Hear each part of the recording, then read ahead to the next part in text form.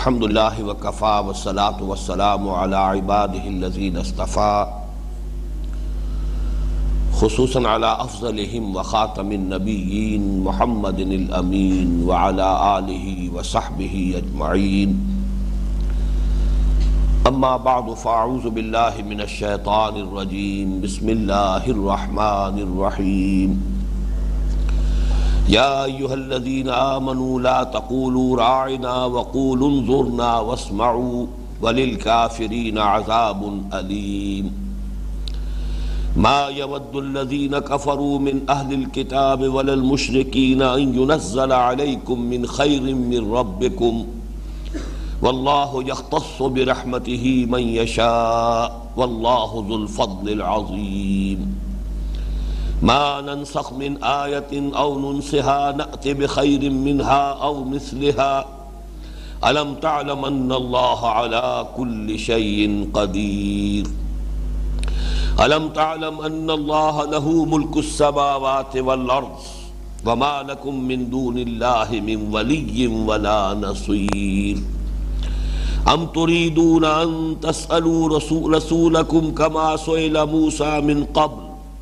ومن يتبدل الكفر بالإيمان فقد ضل سواء السبيل ود كثير من أهل الكتاب لو يردونكم من بعد إيمانكم كفارا حسدا من عند أنفسهم من بعد ما تبين لهم الحق فاعفوا واصفحوا حتى يأتي الله بأمره إن الله على كل شيء قدير وأقيموا الصلاة وآتوا الزكاة وما تقدموا لأنفسكم من خير تجدوه عند الله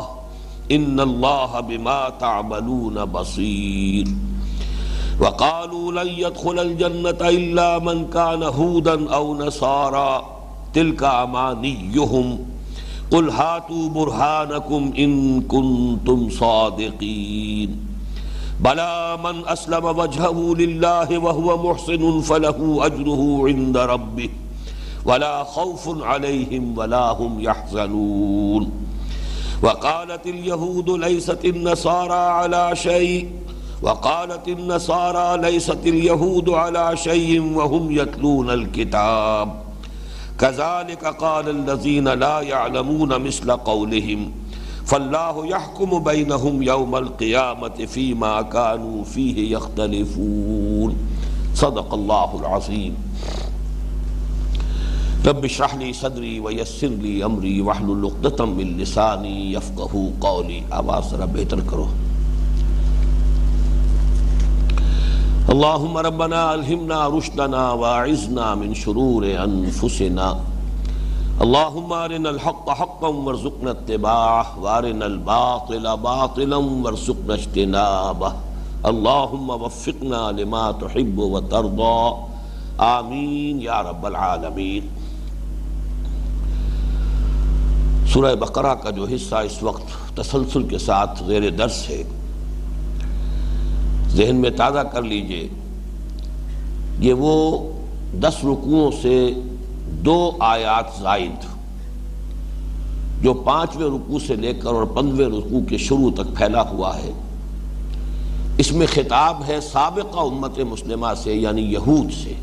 بنی اسرائیل سے۔ اس کو ہم نے اولاً 2 حصوں میں تقسیم کیا تھا۔ پہلا حصہ جو 1 رکوع پر مشتمل ہے، 5واں رکوع 7 آیات پر،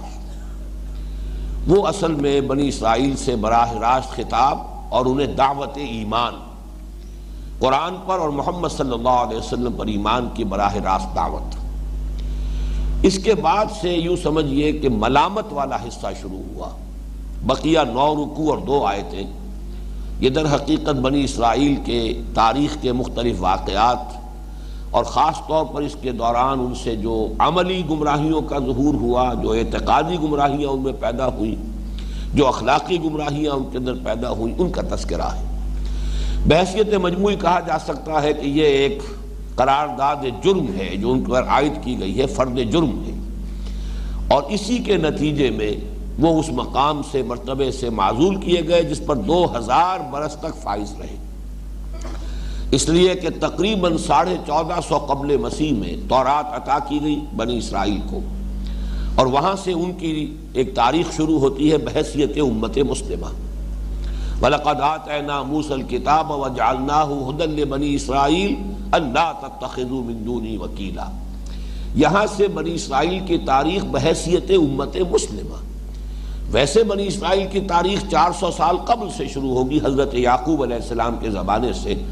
اس لیے کہ حضرت یعقوب ہی کے بیٹے 12 تھے، اور چونکہ ان کا لقب تھا اسرائیل تو وہ بنی اسرائیل کہلائے، 12 قبیلے جو ان 12 بیٹوں کی نسل سے پیدا ہوئے۔ لہذا ویسے تاریخ چلے گی تو حضرت یعقوب کے زمانے سے 400-500 سال قبل امت مسلمہ کی حیثیت انہیں حاصل ہوئی ہے جب انہیں کتاب اور شریعت عطا کر دی گئی۔ یہ 1450 قبل مسیح کا واقعہ ہے۔ حضور پر وحی کا آغاز 610 عیسوی میں ہو رہا ہے، تو گویا کہ یوں سمجھئے کہ 2060 برس کا فصل ہے تورات دیے جانے میں اور قرآن مجید کے نزول کے آغاز میں، اتنے عرصے تک، بلکہ اور سمجھئے کہ 12 برس اور، اس لیے کہ ان کی معزولی اور امت محمد صلی اللہ علیہ وسلم کے اس مرتبہ اور مقام پر نصب کیے جانے، یہ منصب انہیں عطا کیے جانے کے لیے علامت ہے تحویل قبلہ، اور تحویل قبلہ جو ہے وہ 622 میں ہجرت ہوئی ہے، اور یوں سمجھئے کہ 624 کے آس پاس یہ تحویل قبلہ کا واقعہ ہوا ہے۔ اس وقت تک گویا کہ وہ سابقہ امت مسلمہ کی حیثیت سے انہیں اکنالج کیا گیا، ان کی ایک حیثیت تسلیم کی گئی۔ یہی وجہ ہے کہ حضور نے مدینہ تشریف لانے کے بعد 16 مہینے بیت المقدس کی طرف رخ کر کے نماز پڑھی، گویا کہ ابھی اسی امت کی تاریخ کا دور چل رہا ہے، اور انہی کا جو قبلہ ہے وہی گویا کہ مرکز کی حیثیت رکھتا ہے امت مسلمہ کی۔ البتہ تحویل قبلہ علامت بن گیا کہ اب اس کا دور ختم ہوا، وہ معزول کر دیے گئے، ایک نئے مرکز کے گرد ایک نئی امت کا وجود جو ہے اب ہو چکا ہے، اور اب یہ اس مقام پر نصب کیے گئے۔ تو یہ جو تبدیلی ہوئی ہے، سابقہ امت کی معزولی اور ایک نئی امت محمد صلی اللہ علیہ وسلم کا اس منصب پر فائز ہونا، اس کے ضمن میں یہ فرد جرم ان پر عائد کی جا رہی ہے کہ یہ تمہارے جرائم تھے، یہ تمہاری غلطیاں ہیں، یہ کوتاہیاں ہیں، جس کی بنا پر تم اب اس منصب سے محروم کیے جا رہے ہو، اور تمہاری جگہ اب امت محمد صلی اللہ علیہ وسلم کو اس منصب پر فائز کیا جا رہا ہے۔ یہ جو 9 رکوع اور 2 آیتیں بنتی ہیں، میں نے عرض کیا تھا کہ اس کو بھی پھر ہم نے تقسیم کیا تھا کہ پہلے 2 رکوع، 6واں اور 7واں رکوع، وہ خالص واقعاتی انداز، ان کی تاریخ کے بعض واقعات جن میں اللہ تعالیٰ نے اپنی خصوصی احسانات کا تذکرہ فرمایا، اور ان کی طرف سے جو اس کی ناشکری ہوئی اس کا تذکرہ ہوا، وہ خالص واقعاتی انداز میں لا کر، اور گویا کہ اس فرد جرم کو ایک طریقے سے مکمل کر دیا گیا ہے 7ویں رکوع کے آخر میں، جہاں اللہ تعالیٰ کی طرف سے یہ فیصلہ صادر ہو گیا وَضُرِبَتْ عَلَيْهِمُ الذِّلَّةُ وَالْمَسْكَنَةُ وَبَاءُوا بِغَضَبٍ مِّنَ اللَّهِ۔ یہ گویا کہ آیت مبارکہ جو ہے تو 7ویں اور یہ 6 اور 7ویں رکوع کا ایک مضمون یہاں مکمل ہو جاتا ہے۔ اس کے بعد اب بقیہ جو 7 رکوع رہ گئے ہیں، اب ان میں سے یوں سمجھیے کہ آج ہم جو پڑھ رہے ہیں اس کے بعد ایک رکوع اور رہ گیا ہے۔ ان میں ان کی گمراہیاں اعتقادی جو مستقل نوعیت کی تھی، ایک تھے وہ واقعات جو کہ 6 اور 7ویں رکوع میں بیان ہوئے، لیکن ایک ان کی اعتقادی اور عملی گمراہیاں، ان کا جو تذکرہ ہوا ہے، تو وہ خاص طور پر میں آپ کو توجہ دلاتا رہا ہوں کہ یہ نئی امت مسلمہ کے لیے پیشگی تنبیہ کی حیثیت رکھتی ہے کہ یہ خرابیاں سابقہ امت مسلمہ میں پیدا ہوئی، مبادہ ہے مسلمانوں تم بھی انہی راہوں پر چلو، اگرچہ واقعہ یہی ہے کہ یہ امت بھی بحیثیت مجموعی انہی راستوں پر چلی ہے۔ حضور کی وہ حدیث میں کئی مرتبہ آپ کو سنا چکا ہوں، لَتَتَّبِعُنَّ سُنَّتَ مَنْ كَانَ قَبْلَكُمْ، تم بھی لازماً انہی کوئی نقش قدم پر چلو گے جو تم سے پہلے تھے، یہاں تک کہ اگر وہ گوہ کے بل میں گھسے تھے تو تم بھی گھسو گے، اور اگر ان میں سے کسی بدبخت نے اپنی ماں کے ساتھ بدکاری کی تھی تو تم میں بھی کوئی نہ کوئی بدبخت ایسا پیدا ہو جائے گا۔ جس پر کہ پھر صحابہ نے پوچھا الیہود والنصارہ، حضور کیا آپ یہود اور نصارہ کے بارے میں فرما رہے ہیں کہ ہم بھی اور ہماری امت بھی انہی کے نقش قدم کی پیروی کرے گی؟ آپ نے فرمایا فمن، وہ نہیں تو اور کون؟ ظاہر بات ہے تم سے پہلے کی امت مسلمہ وہ تھے، ان کے پاس بھی کتاب تھی، وہ بھی ایک جلیل القدر پیغمبر کے امتی تھے، پھر ان کے ہاں تو انبیاء کا تار ٹوٹا نہیں 1400 برس تک، کم سے کم یہ کہ حضرت مسیح علیہ السلام تک تو وہ سلسلہ مسلسل جاری رہا ہے، پھر اس کے بعد 600 برس کا ایک وقفہ ہے فترت النبوت کا، اور اس کے بعد آخری نبوت حضور کی ہے صلی اللہ علیہ وسلم۔ بہرحال یہ جو صورتیں تھیں کہ جس کے اندر کہ وہ مبتلا ہوئے، یہ ہم دیکھ چکے ہیں کہ یہی گمراہیاں پھر ہمارے ہاں بھی پیدا ہوئی۔ اب یہ جو رکوع ہے یہ خاص طور پر اس میں ان کی ان شرارتوں کا تذکرہ ہو رہا ہے اس 13ویں رکوع میں کہ جو حضور صلی اللہ علیہ وسلم کی دعوت کو ناکام کرنے کے ضمن میں اور مسلمانوں سے جو انہیں حسد پیدا ہو گیا تھا۔ پچھلے رکوع میں ہم دیکھ چکے ہیں کہ انہوں نے کہا کہ جبرائیل سے ہماری دشمنی ہے، اور یہ بھی بات کہ در حقیقت یہ جو نبوت اور رسالت محمد کو منتقل ہو گئی صلی اللہ علیہ وسلم، یہ اصل میں جبرائیل کی وہی پرانی دشمنی ہے جس کا ظہور ہوا ہے، ورنہ یہ کہ واقعتاً اس نبوت کے اور رسالت کے تو ہم ہی حقدار تھے، چاہے وہ مانتے نہیں تھے، زبان سے اقرار نہیں کرتے تھے، لیکن یہ کہ پہچان چکے تھے حضور کو، یعرفونہ کما یعرفون ابناہم، ایسے پہچانتے تھے جیسے اپنے بیٹوں کو پہچانتے۔ تو اس حوالے سے اب ان کے اندر جو حسد کی آگ بھڑکی، تو ایک تو وہ اپنے اس حسد اور بغض کا اظہار کرتے رہتے تھے حضور کے خلاف صلی اللہ علیہ وسلم، طرح طرح سے آپ کی توہین کرنا، اور جیسے خباثت نفس کسی کے اندر ہو لیکن ساتھ جرت نہ ہو تو کھل کر بات بھی نہ کر سکے، لیکن بڑے گھٹیا انداز میں، بڑے چھچورے انداز میں اپنے دل کا جو غیظ ہے، اپنے دل کے اندر جو جلن تھی اسے نکالنے کی کوشش کرنا ایک حضور کے خلاف، اور دوسرے یہ کہ مسلمانوں کو پھر واپس لانے کی فکر کرنا۔ اور حسد اصل میں اسی کو کہتے ہیں۔ حسد میں اور رشک میں فرق یہی ہے کہ حسد یہ ہے کہ کسی کے اندر کوئی خوبی ہے، آپ یہ چاہیں کہ یہ خوبی ان سے سلب ہو جائے اور مجھے مل جائے، یہ حسد ہے۔ اور اگر یہ ہو کہ وہ خوبی اللہ نے اس کو دی ہے، اسے مبارک ہو، اللہ تعالیٰ مجھے بھی وہ خوبی عطا کر دے، تو اس میں ہرگز کوئی بری بات نہیں ہے، یہ رشک ہے۔ رشک کرنے میں کوئی بری بات نہیں ہے کہ اگر کسی میں کوئی آپ نے خیر دیکھا، خوبی دیکھی، بھلائی دیکھی، تو آپ نے اللہ سے دعا کی اپنے لیے بھی، جیسے کہ سورہ آل عمران میں ہم دیکھیں گے کہ جب حضرت یحییٰ کے والد حضرت زکریا علیہ السلام انہوں نے حضرت مریم کے وہ احوال دیکھے، اب ان کی وہ ذہانت تھی یا ان کی نیکی تھی یا یہ کہ ایک بالکل بے موسمی پھل جو ان کے ہاں آ رہے تھے ان کے حجرے کے اندر رکھے دیکھتے تھے، یہ کہاں سے آ رہے ہیں؟ اور جب پوچھا گیا کہ انا لک ھذا قالت هو من عند اللہ، یہ اللہ کے پاس سے خاص آ رہے ہیں، اگرچہ اس میں ہم جہاں وہاں اس مقام پر پہنچیں گے تو بہرحال جو تفسیری اختلافات ہیں وہ بیان کروں گا میں، لیکن یہ کہ جو بھی ان کے اندر نیکی، تقوی، طہارت، پھر یہ کہ رشد، ذہانت، فہم، تفقہ، اس کی جو مشاہدہ ہوا حضرت زکریا کو، تو فوراً اللہ تعالیٰ کی طرف متوجہ ہوئے، اللہ مجھے بھی ایسی اولاد عطا فرما دے۔ تو یہ رشک ہوگا کہ حضرت مریم میں جو چیزیں دیکھی انہی کے حوالے سے دل میں ایک ہوک سی اٹھی کہ اللہ تعالیٰ مجھے کوئی ایسا بیٹا عطا فرما دے جس میں یہی تمام اوصاف موجود ہوں۔ تو رشک بری شے نہیں ہے، وہ تو بہرحال ایک محمود صفت ہے، اس سے تو انسان کے اندر خیر کے لیے، بھلائی کے لیے ایک رجحان پیدا ہوتا ہے۔ حسد یہ ہے کہ جو خیر یا خوبی کسی کو مل گئی ہے وہ اس سے سلب ہو جائے، وہ اس سے محروم ہو جائے اور ہمیں وہ مل جائے۔ اس حوالے سے جو اس کا پہلا حصہ ہے حسد کا، کہ وہ ہر طرح سے کوشش کرتے رہتے تھے کہ مسلمانوں کو ورغلائیں، اور ہم تو ڈوبے ہیں صنم تم کو بھی لے ڈوبیں گے، جیسے کہ ابلیس کا یہی طرز عمل ہے۔ وہ خود راندہ درگاہ ہوا اللہ تعالیٰ کے حکم کی نافرمانی کر کے، تو اس نے اپنا مشن ہی یہ بنا لیا کہ اب اولاد آدم کو بھی گمراہ کرنا ہے، یہی گویا کہ اس کا مقصد زیست، زندگی کا مقصد یہی ہے۔ اسی طریقے سے ان یہودیوں کے یہ تمام ہتھ کنڈے تھے، مسلمانوں کو کسی طور سے اس نعمت عظمیٰ سے، اس نعمت کبریٰ سے محروم کرنے کی کوشش۔ اس رکوع میں خاص طور پر اس قسم کی چیزوں کا تذکرہ ہو رہا ہے۔ یا ایھا الذین آمنوا لا تقولوا راعنا، اے ایمان والو یا اے ایمان کے دعوے دارو، تم راعنا مت کہا کرو، وقولوا انظرنا، تم کہا کرو انظرنا، واسمعوا، اور توجہ سے سنا کرو، وَلِلْكَافِرِينَ عَذَابٌ علیم، اور کافروں کے لیے تو دردناک عذاب ہے۔ یہاں سب سے پہلے نوٹ کر لیجئے کہ مصحف میں سب سے پہلی مرتبہ یہاں ہے لفظ یا ایھا الذین آمنوا۔ اب تک 103 آیتوں میں خطاب کا یہ صیغہ نہیں آیا۔ یہ یا ایھا الذین آمنوا یہ خطاب کا صیغہ ہے مسلمانوں کے لیے، امت مسلمہ، ان میں اہل ایمان بھی ہیں، صادق الایمان لوگ، پھر ان میں منافقین بھی تھے، پھر ان میں وہ لوگ بھی تھے جو بین بین تھے، نہ مثبت طور پر ایمان ان کے دلوں میں متحقق تھا اور نہ ہی وہ منافق تھے۔ بالکل وہ بات جو سورہ حجرات کی آیت نمبر 14 میں آئی ہے، قالت الاعراب آمنا قل لم تؤمنوا ولکن قولوا اسلمنا،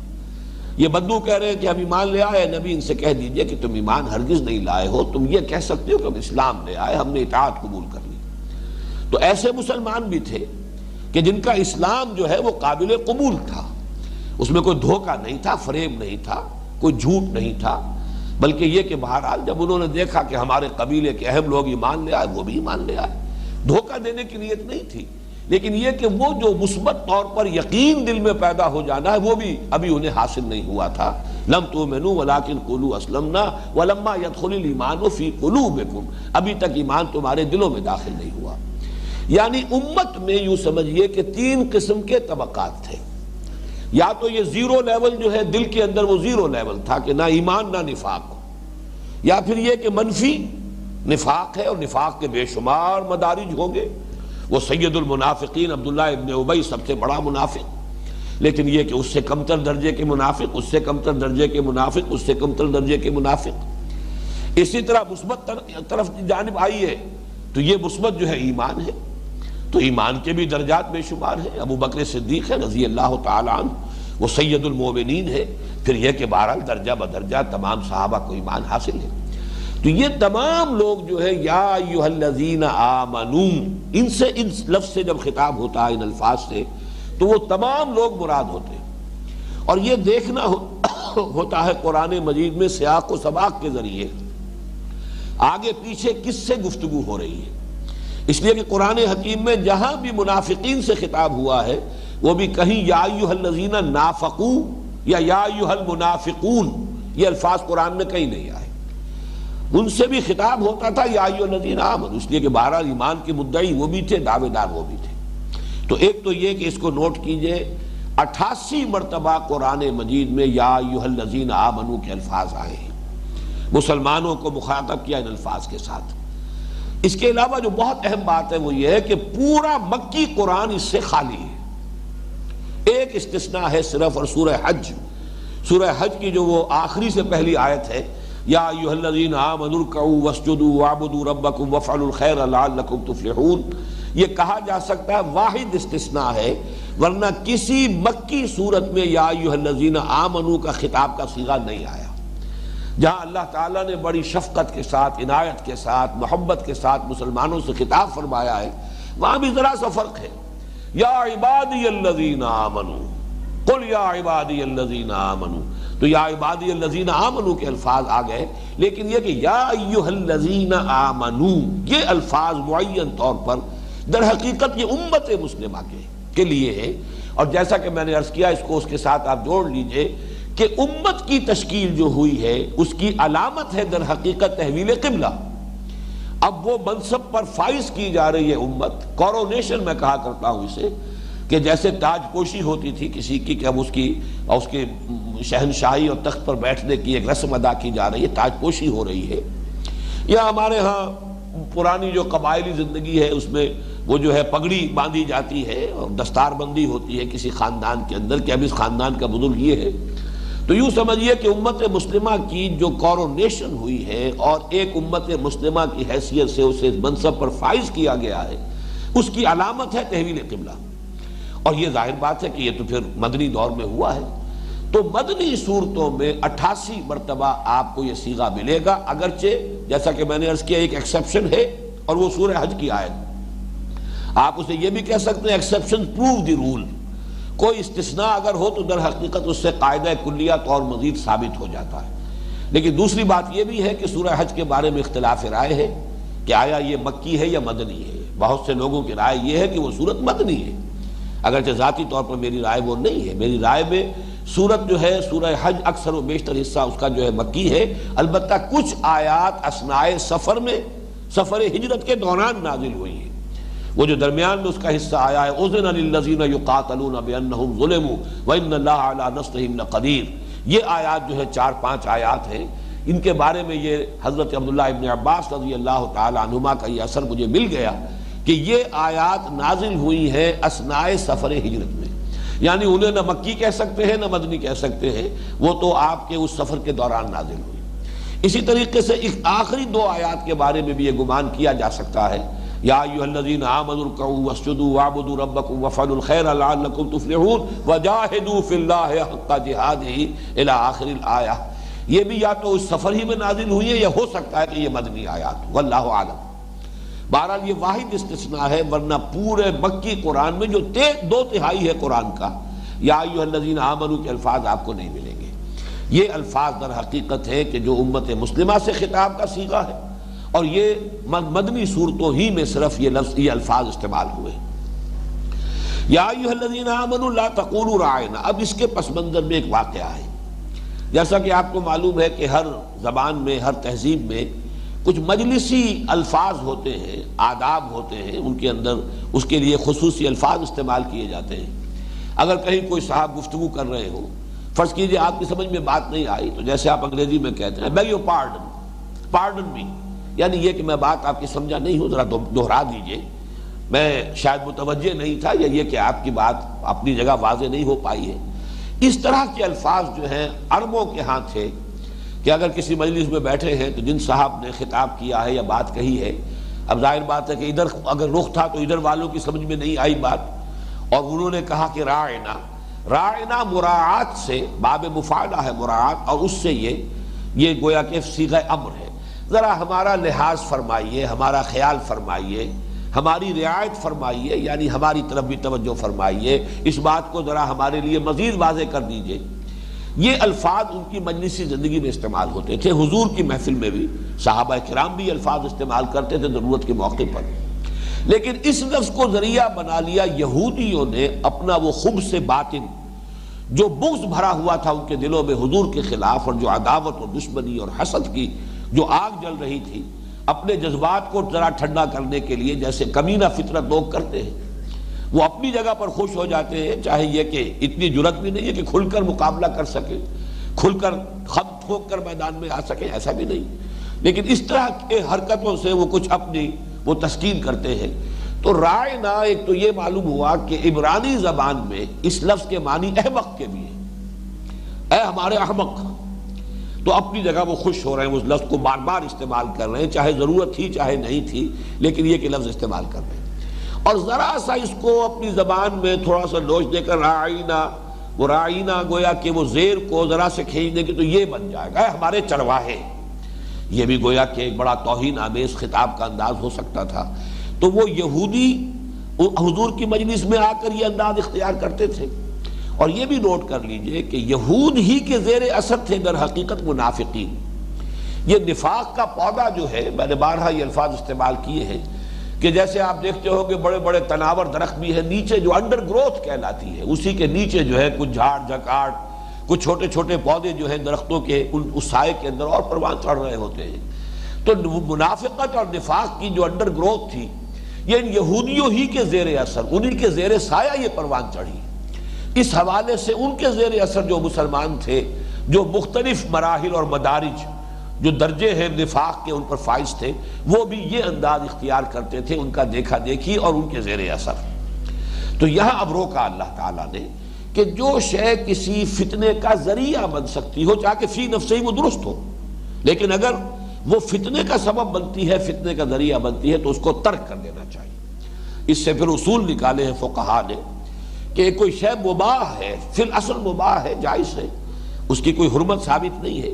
لیکن اگر کسی وقت اس کے اندر کوئی ایسی بات پیدا ہو جائے کہ اس سے دشمن فائدہ اٹھا سکتا ہو، یا اس سے کوئی فتنہ جو وجود میں آ سکتا ہو، تو اس کو ترک کر دینا لازم ہو جائے گا. جیسے کہ یہاں فرمایا گیا مت کہو راعنا. اب راعنا کہنے میں کسی شخص کی نیت صحیح ہے اور وہ لفظ صحیح جو مجلسی آداب ہے اس کے مطابق استعمال کر رہا ہے، تو ہرگز اس میں کوئی قباحت نہیں تھی، لیکن اس کو روک دیا گیا. لا تقولوا راعنا، اس لفظ ہی کو تم اپنی مجلسی جو لغت ہے اس سے خارج کر دو، اپنی گفتگو ہی سے اس کو نکال دو کہ جہاں پر انہوں نے اپنے لیے فتنہ پیدا کرنے کا امکان پیدا کیا ہے.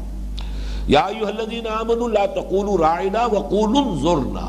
تم اس کے متبادل لفظ تمہاری زبان میں موجود ہے، انظرنا، ہماری طرف توجہ فرمائیے. نظر ینظر دیکھنے کے معنی میں بھی آتا ہے، اسی سے لفظ انتظار بنا ہے، افتعال ہے، باب افتعال ہے نظر سے انتظار. تو ہمیں مہلت دیجئے، ذرا انتظار فرمائیے، ابھی آپ آگے نہ بڑھیے، ذرا ابھی ہمیں بات سمجھنی ہے، ذرا دوبارہ اس کا اعادہ فرما دیجئے تو انظرونا کا دونوں مفہوم ہو گئے، ہماری طرف توجہ فرمائیے، ہماری طرف بھی ذرا التفات فرمائیے، یا یہ کہ ذرا ہمیں مہلت دیجئے، جیسے کہ سورہ حدید میں آیا ہے یوم یقول المنافقون والمنافقات للذین آمنوا انظرونا نقتبس من نورکم، جس دن کے منافق مرد اور منافق عورتیں اہل ایمان سے کہیں گے کہ ذرا ہمیں مہلت دو، ہمارا انتظار کرو، تمہیں جو نور عطا ہوا ہے تم تو اس کی روشنی میں اپنا راستہ تیزی سے تم قدم اٹھاتے ہوئے بڑھتے چلے جا رہے ہو، ذرا ہمارا لحاظ کرو، ہمارے لیے انتظار کرو، ہمیں مہلت دو کہ ہم تمہاری روشنی سے ہم بھی فائدہ اٹھا لیں، نقتبس من نورکم۔ تو انظروا جو ہے وہ دونوں معنی دے رہا ہے، وہاں پر ہمارا انتظار کرو، اور یہاں پر انظرنا ہماری طرف نگاہ التفات فرمائیے، ذرا ہماری طرف بھی متوجہ ہو جائیے، یا یہ کہ ذرا انتظار کیجئے، توقف کیجئے۔ وَقُولُوا انظُرْنَا وَاسْمَعُوا، اور سنا کرو توجہ کے ساتھ۔ یہاں در حقیقت یہ اسمعوا جو لایا گیا فعل امر کہ کم سے کم ہونا چاہیے ایسا کہ تمہیں یہ کہنے کی ضرورت پیش آئے۔ اگر تم ہمتاً گوش رہو گے حضور کی محفل میں بیٹھ کر اور پوری طرح توجہ کے ساتھ سنو گے تو تمہیں کہنے کی ضرورت نہیں پیش آئے گی۔ یہ تو اصل میں اگر تمہاری اپنی توجہ جو ہے وہ کہیں منقسم ہوتی ہے تو پھر زیادہ مواقع پیدا ہو جاتے ہیں رائنا کہنے کے۔ بہرحال رائنا کو تو تم اپنی لغت سے خارج کرو، باقی یہ کہ جہاں کہنا ہو وہاں انظرنا کہو، تاکہ یہ کہ وہ ممیز ہو جائیں۔ اس کے بعد بھی اس آیت کے اترنے کے بعد بھی اگر کسی نے کہا تو صاف ظاہر ہو گیا کہ اس کی نیت کے اندر خباثت ہے، شرارت ہے، نیت میں فساد ہے۔ لہذا ان کو ممیز کرنے کے لیے یہ حکم اہل ایمان کو دے دیا گیا، یا ایھا الذین آمنوا لا تقولوا راعنا وقولوا انظرنا واسمعوا، اور توجہ سے سنا کرو۔ وللکافرین عذاب علیم، اور کافروں کے لیے، نافرمانوں کے لیے جو اس حکم کے آنے کے بعد، یہاں کافرین سے مراد جو اس حکم سے سرتابی کریں گے، اب اس وضاحت کے بعد بھی جو اپنی اس روش کے اوپر قائم رہیں گے، اصرار کریں گے، اس کا اعادہ کریں گے، ان کے لیے بہت دردناک عذاب ہے۔ یہی تو مفسرین نے ایک مثال بھی دی ہے کہ جیسے کوئی چیز اصلاً مباح ہو، جائز ہو، صحیح ہو، لیکن فتنے کے خوف سے وہ نہ کیا جائے۔ حضور صلی اللہ علیہ وسلم کا مشہور واقعہ ہے کہ آپ نے حضرت عائشہ سے یہ فرمایا کہ یہ جو خانہ کعبہ کی تعمیر ہے یہ اصل بناء ابراہیمی جو ہے اس اساس سے ذرا ہٹی ہوئی ہے، چنانچہ یہ حتیم کا حصہ جو ہے اس کا، یہ در حقیقت کعبے کا حصہ ہے، لیکن جب قریش نے اس کی تعمیر کی تھی اپنے خاص دور میں تو وہاں چونکہ ان کے پاس چھت کے ڈالنے کا جو سامان تھا، روفنگ میٹیریل، وہ چونکہ کم ہو گیا تھا اور ان کا ذرا سا حصہ باہر چھوڑ دیا جائے، کوئی حرج نہیں ہے، باقی کو انہوں نے چھت اس کے اوپر ڈال دی۔ حضور نے کہا کہ اگر مجھے تیری قوم کے فتنے میں مبتلا ہونے کا اندیشہ نہ ہوتا، حضرت عائشہ سے خطاب فرما رہے ہیں، اور تیری قوم سے مراد ہے مکے والے، اور ظاہر بات ہے کہ وہی لوگ کہ جو اس کے متولی رہے تھے اتنے عرصے۔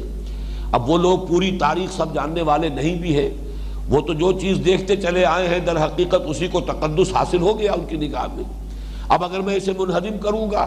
تو ہو سکتا ہے فتنہ کھڑا ہو جائے کہ محمد نے صلی اللہ علیہ وسلم اللہ کا گھر گرا دیا، تو میں صرف اس فتنے کے خوف کی وجہ سے اس سے رکا ہوا ہوں۔ اگر مجھے تیری قوم کے فتنے میں مبتلا ہونے کا اندیشہ نہ ہوتا تو میں اسے ایک مرتبہ شہید کر کے پورے عمارت کو صحیح بنیادوں کے اوپر دوبارہ تعمیر کر دیتا۔ تو معلوم ہوا کہ یہ اصول کی حیثیت سے یہ بات جو ہے یہاں سے بھی ہمیں معلوم ہو رہی ہے، جہاں سیرت کے اس واقعے سے اس کی تائید ہوئی، لیکن قرآن مجید میں اس اصول کے لیے یہ مقام ہے گویا کہ منات ہے اس کا، اسی پر اس کا سارا دار و مدار ہے کہ یا ایھا الذین آمنوا لا تقولوا راعنا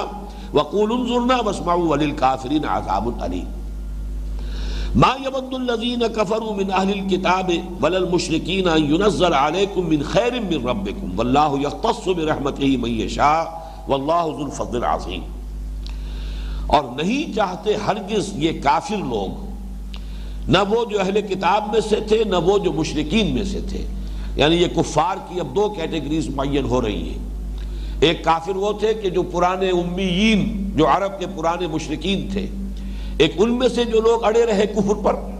اور ایک یہ اہل کتاب کے جو بہرحال تورات کے یا جو عیسائی ہیں وہ انجیل کے بھی ماننے والے تھے، حضرت عیسیٰ کو بھی مانتے تھے، چاہے انہوں نے انہیں الوہیت میں شامل کر دیا تھا، خدا کا بیٹا بنا دیا تھا۔ ان دونوں میں سے جو کافر ہیں، اور یہاں اب اچھی طرح سمجھ لیجئے وہ جو کفر پر اڑ گئے ہیں، ایک وہ کافر ہوتا ہے جس تک بات ابھی پہنچی نہ ہو۔ ظاہر بات ہے جب بات پہنچی نہیں، دعوت پہنچی نہیں، اس پر حق کا انکشاف نہیں ہوا، اس کا معاملہ اور ہے۔ قانوناً وہ بھی کافر ہے، یہ بھی کافر ہے، لیکن مانن زمین و آسمان کا فرق ہے. ایک وہ کافر ہے یا غیر مسلم ہے جس تک ابھی دعوت پہنچی نہیں، اتمام حجت ہوا ہی نہیں، لہذا اس کے رد کر دینے کا سوال پیدا نہیں ہوتا. اور ایک وہ کافر ہے جس کے سامنے دعوت پہنچی ہے، اتمام حجت کر دیا گیا ہے، حق واضح ہو گیا ہے، دل نے گواہی دے دی ہے کہ یہ حق ہے، اور پھر بھی وہ کسی تعصب کی بنا پر، تکبر کی بنا پر، حسد کی بنا پر، ہٹ دھرمی کی بنا پر وہ اپنے اس کفر پر اڑا ہوا ہے. یہاں یہ دوسری قسم کے کافر ہیں جو مراد ہیں. چنانچہ سورہ بقرہ کے پہلے ہی رکوع میں جو آخری مضمون آیا تھا، ان الذین کفروا سواء علیہم انذرتہم ام لم تنذرہم لا یؤمنون ختم اللہ علی قلوبہم وعلی سمعہم وعلی ابصارہم غشاوہ ولہم عذاب عظیم. تو ظاہر ہے کہ یہ پہلے قسم کے کافروں کی بات نہیں ہے. ابھی تو بے شمار کافر ایسے تھے ان میں سے کہ جو بعد میں ایمان لے آئے. پورا جزیرہ نما عرب ہے، اس میں کونے کونے سے لوگ ایمان لے آئے. ابھی تک دعوت ان تک پہنچی نہیں تھی، جب دعوت پہنچی انہوں نے قبول کر لیا. اگرچہ اس وقت تک وہ بھی کافر تھے، لیکن زمین و آسمان کا فرق ہے ان کافروں میں اور مکے کے وہ لوگ قریش جن پر کہ حضور نے یوں سمجھیے کہ 12 برس تک دعوت دے کر اتمام حجت کا آخری درجے میں حق ادا کر دیا تھا. اب ظاہر بات ہے کہ وہ جو اڑ گئے تھے اپنے کفر پر، اس میں تعصب، ہٹ دھرمی، تکبر، اس کے سوا اور کوئی سبب نہیں تھا. لہذا ان کے بارے میں فرمایا کہ اے نبی برابر ہے ان کے حق میں، اب آپ انذار فرمائیں یا نہ فرمائیں، یہ ایمان لانے والے نہیں ہیں. اب تو ان کے دلوں پر اللہ تعالیٰ نے مہر کر دی ہے اور ان کی آنکھوں پر پردے ڈال دیے ہیں کہ کانوں پر بھی مہر کر دی گئی. تو انہی کے بارے میں یہاں فرمایا ما یود الذین کفروا من اہل الکتاب ولا المشرکین. اہل کتاب کے بارے میں یہاں ایک اشتباہ ہو سکتا ہے کہ ابھی تو ان سے براہ راست گفتگو شروع ہی ہوئی ہے، فوراً ہی اتنی جلدی کیسے ان کے بارے میں یہ فتویٰ دے دیا گیا؟ اس کی وجہ یہ ہے کہ انہیں پہچاننے میں سرے سے کوئی دیر لگی ہی نہیں. جہاں تک مکے کے لوگوں کا تعلق تھا ان کے لیے نبوت کا تصور ہی بڑی نئی بات تھی.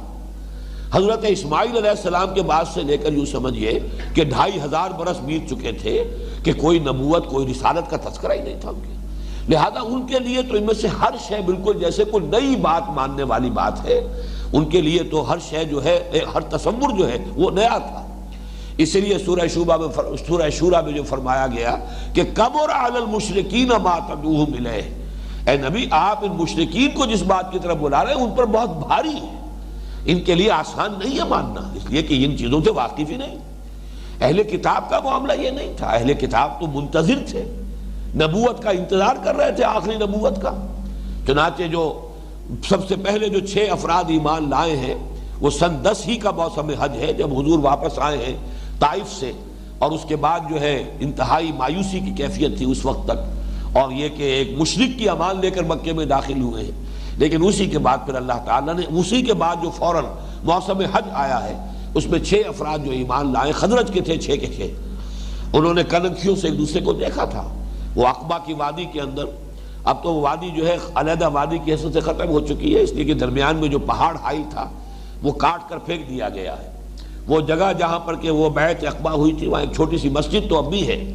بہرحال جب تک میں آخری مرتبہ گیا تھا اس وقت تک تو تھی سالم، لیکن جس طریقے سے اب وہاں پر جو ہے وہ یہ ہو رہا ہے کہ پہاڑ بھی گرائے جا رہے ہیں مینا کی وادی کو مزید وسیع کرنے کے لیے، میں نہیں کہہ سکتا کہ وہ قائم رہی یا نہیں رہی، لیکن یہ کہ پہلے وہ علیحدہ سی چھوٹی سی وادی تھی. بقیہ وادی جو ہے اس کے ساتھ مینا کی وادی کے اس کے درمیان ایک پہاڑی حائل تھی. میں نے خود وہ پہاڑی دیکھی ہے، اس لیے کہ میں نے جب یہ سن 70 میں سن 74 میں پہلی مرتبہ ہم نے تلاش کیا ہے اس جگہ کو، اس لیے کہ سیرت میں پڑھا تھا، اور ساتھ ہی جو حضرت سید احمد بریلوی رحمۃ اللہ علیہ کی سیرت ہے اس میں یہ تذکرہ تھا کہ ان کے ساتھ جو لوگ حج کرنے گئے تھے انہوں نے وہی اسی مقام پر جا کر بیعت کی تھی سید صاحب سے رحمہ اللہ. تو میں نے اس جگہ کو دیکھنا چاہا، تلاش کیا تو جگہ مل گئی، اور وہاں ترکی دور کی بنی ہوئی ایک مسجد بھی تھی، اس پر کتبہ بھی لگا ہوا ہے. بہرحال یہاں جو 6 آدمی تھے جن کے پاس حضور نے جا کر دعوت پیش کی ہے تو انہوں نے کنکھیوں سے ایک دوسرے کو دیکھا، آنکھوں میں یہ کہا یہی وہ نبی معلوم ہوتے ہیں جن کا تذکرہ کیا کرتے ہیں ہمارے ہاں یہودی علماء. تو ہم کوشش کرو اور سبقت کرو، پہلے تم ایمان لے آؤ، ایسا نہ ہو کہ یہودی پہلے ایمان لے آئیں. اس لیے کہ یہودی انہیں یہ کہا کرتے تھے، جیسا کہ ہم پڑھ بھی چکے ہیں، کانوا یستفتحون، وہ تو فتح کی امیدیں کرتے تھے اور اللہ تعالیٰ سے دعائیں کیا کرتے تھے کہ اے اللہ ہم بڑے یہاں پر کمزور ہیں، یہ عرب لوگ جو ہے ہمیں دبا لیتے ہیں، ہم ان کا مقابلہ کرنے سے قاصد رہتے ہیں، تو اس آخری نبی کو بھیجتے ہم اس کے ساتھ ہو کر ان سے جہاد کریں. بس فرق یہ ہوا کہ وہ سمجھتے تھے کہ وہ آخری نبی بھی ہم میں سے آئے گا، وہ بھی بنی اسرائیل میں سے ہوگا.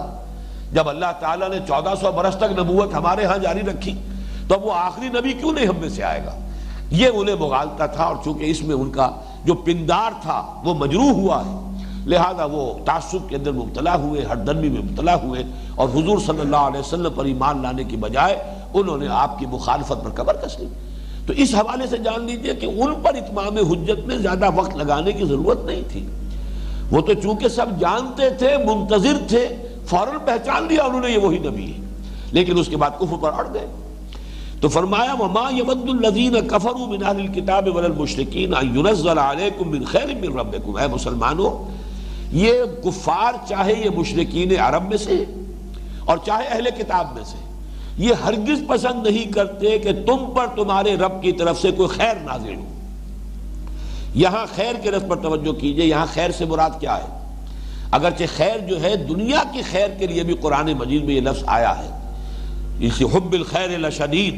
تو دنیا کا مال و اسباب دولت جو ہے اس کے لیے بھی خیر کا لفظ آیا ہے قرآن مجید میں. لیکن یہاں خیر سے مراد وحی ہے، نبوت ہے، قرآن ہے. جیسے کہ سورہ یونس کی آیت میں فرمایا ہوا خیر مما یجمعون، یہ قرآن کہیں بہتر ہے، ان تمام چیزوں سے زیادہ قیمتی ہے جو یہ لوگ جمع کر رہے ہیں. ساز و سامان جمع کر رہے ہیں، مال و دولت جمع کر رہے ہیں، بڑے اعلیٰ کپڑے جمع کر رہے ہیں، بڑا عمدہ فرنیچر جمع کر رہے ہیں، فرش فروش کہاں سے لا کر گھروں کو سجا رہے ہیں. ہوا خیر مما یجمعون، ان تمام چیزوں سے کہیں زیادہ قیمتی اور وقی قرآن ہے. تو اسی لیے وہ لفظ آیا ہے کہ یہ ہرگز نہیں چاہتے کہ یہ قرآن تم پر نازل کیا جائے. ان کے اندر حسد کی آگ جو بھڑکی ہوئی ہے وہ اسی وجہ سے کہ یہ خیر انہیں کیوں عطا ہو گیا. واللہ یختص برحمتہ من یشاء. یہاں پھر نوٹ کیجئے رحمت کا لفظ. سب سے بڑی رحمت اللہ کی ہدایت ہے،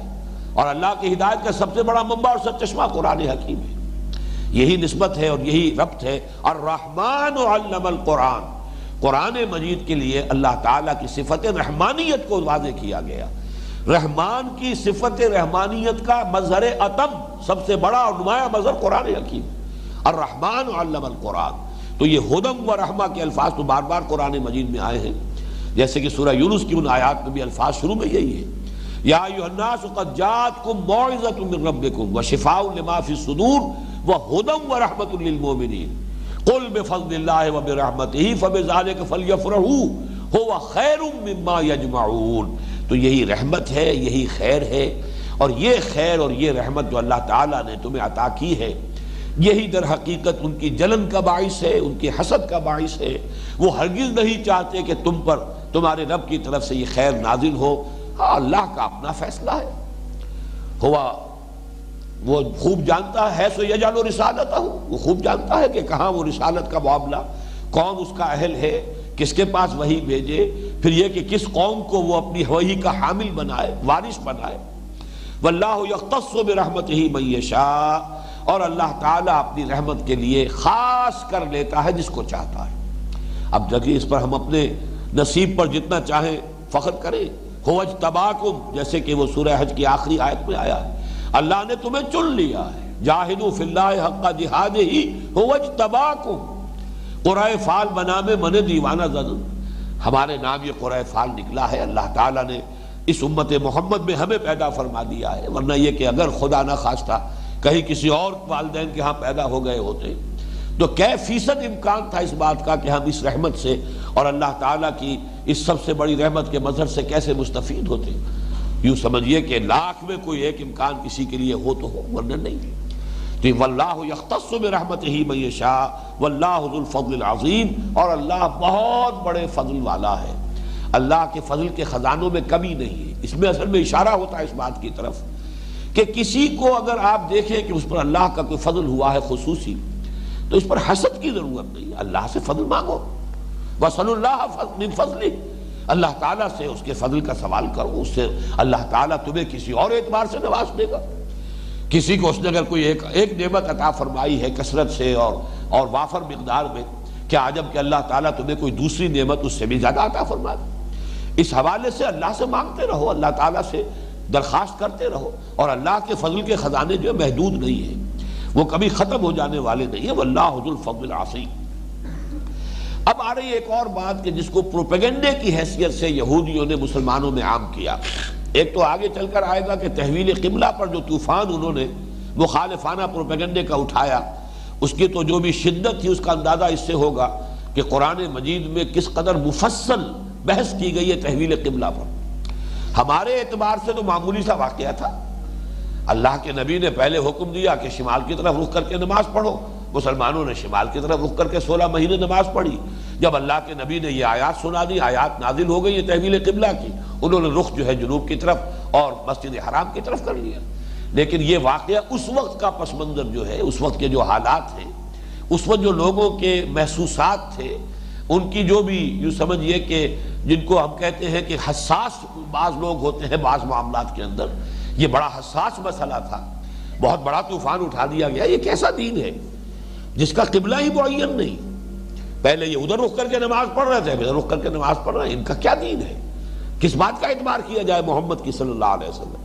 اور یہ وہ چیز تھی کہ جس سے مسلمان، ظاہر بات ہے کہ اوس اور خزرج کے مسلمانوں کی حیثیت تو ابھی 9 مسلموں کی تھی، نئے نئے اسلام لائے ہیں، حضور ابھی یہاں تشریف لائے ہیں۔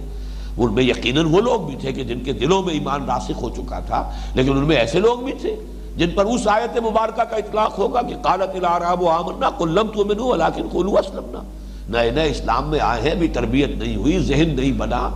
ابھی ان کے مزاج جو ہے پورے طور پر اس سانچے میں نہیں ڈھلے، ابھی کسی آزمائش کی بھٹی میں سے گزرے ہی نہیں۔ جبکہ وہ جو مکے سے آئے تھے مہاجرین، وہ تو کیسی کیسی آزمائشوں کی بھٹیوں میں سے گزر کر اور یہ کہ کندن بن کر نکل چکے تھے، زر خالص بن چکے تھے۔ لہذا یہ کہ یہاں بھی ایک انہوں نے فتنہ اٹھایا بہت بڑا، اور وہ فتنہ یہ تھا کہ جب تم مانتے ہو کہ تورات بھی اللہ کی کتاب ہے اور موسیٰ اللہ کے رسول تھے، تو پھر نئی شریعت کی ضرورت کیا ہے؟ جب وہ بھی ایکنالج کرتے ہو تم کہ اللہ کی کتاب تھی اور موسیٰ اللہ کے رسول تھے، تو یہ جو شرعی احکام تبدیل ہو رہے ہیں، یہ اس کے اندر جو تغیر و تبدل، اس کی ضرورت کیا ہے؟ کیا اللہ تعالیٰ کا علم ناقص تھا جب اس نے اس وقت وہ کتاب نازل کی تھی؟ کیا اللہ کو تجربے سے معلوم ہوتا ہے کہ مجھ سے غلطی ہو گئی، یہ چیز یوں نہیں ہونی چاہیے تو یوں ہونی چاہیے؟